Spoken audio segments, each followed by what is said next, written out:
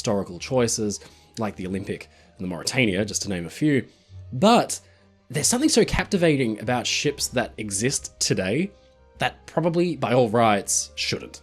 Now, a lot of existing museum ships, and even a few still in service, have cheated the scrapyard, or in more even dramatic cases, horrible tragedies, making their stories all the more fascinating.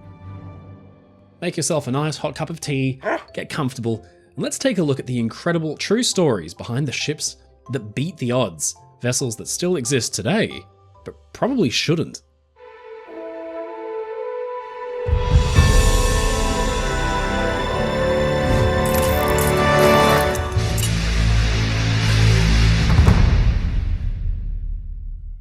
The sad, simple truth is that, as in all things, one day a ship reaches the end of its usefulness and is relegated to the scrapyard. It's a tragic sight, especially for former passengers and crew, but it needs to be done. Strangely, quite a few ships still existing today somehow have beaten the scrappers. We've actually talked about Astoria a little bit on this channel before, and today she's one of, if not the most unique passenger ships in the world, because although today she's a tiny cruise ship, she'd actually started life out as a genuine, fully fledged ocean liner. Astoria was originally SS Stockholm, a Swedish America Line ocean liner designed during and built after the Second World War. Now see, back then, Swedish American Line, or SAL, was modernising its fleet, and it needed a lineup of comfortable, small ocean liners designed to carry passengers and a decent amount of cargo.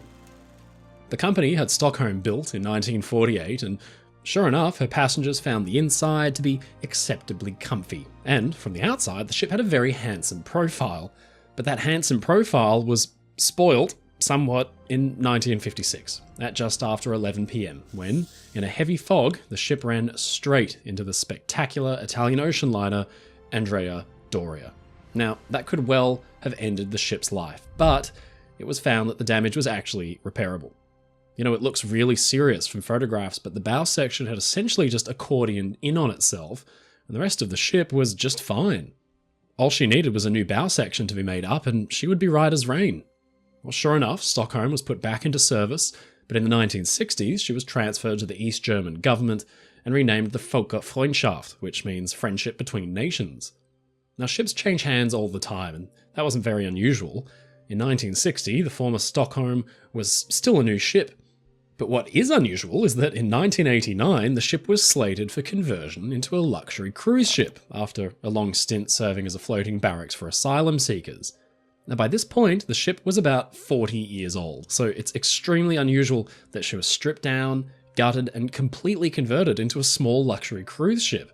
Now, this kind of thing had been done in ocean liners of the 60s and 70s before, but 1989 is well late for that kind of thing. The old Stockholm went through a whole suite of names, cruising at various times as the Italia 1, Italia Prima, Vulture Prima, Caribe, Athena,